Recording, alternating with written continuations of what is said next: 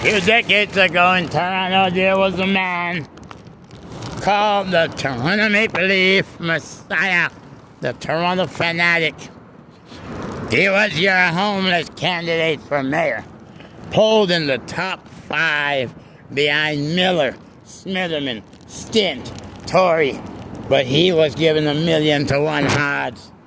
And in 2009, when Edward Keenan shocked the city after he was demoted to Eye Weekly magazine, a subsidiary of the Star, Keenan, a world-renowned journal, says, "I'm gonna write an article that's gonna shake them up."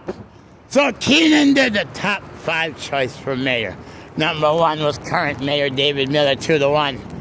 Number 2 was former Health Minister George Smitherman with a $1 billion, $1 million boondoggy.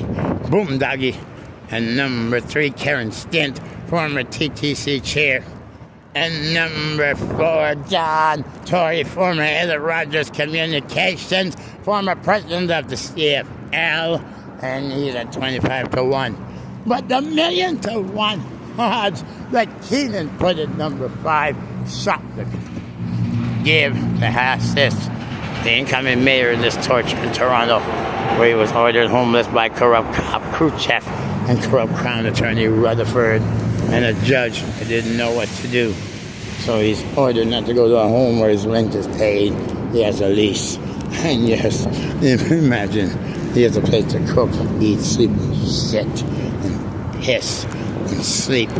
But the police and the Crown says they're going to corruptly try and charge him, saying that on March 30th at 2:45 approximately, he lit a cigarette from the living room and deliberately burned down the bedroom where the door was closed and killed his 2 cats, but rescued the dog and nearly died himself, and in turn pressed the fire alarm to inform the fire department to save everyone.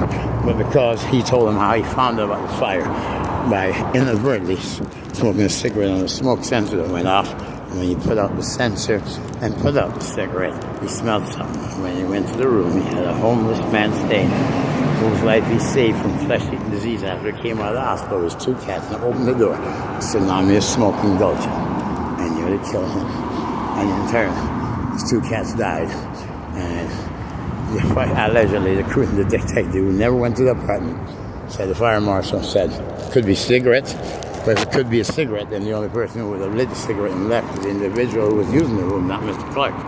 So how could you have charged Mr. Clarke? But the individual said it was a cell phone he plugged in with a lithium battery.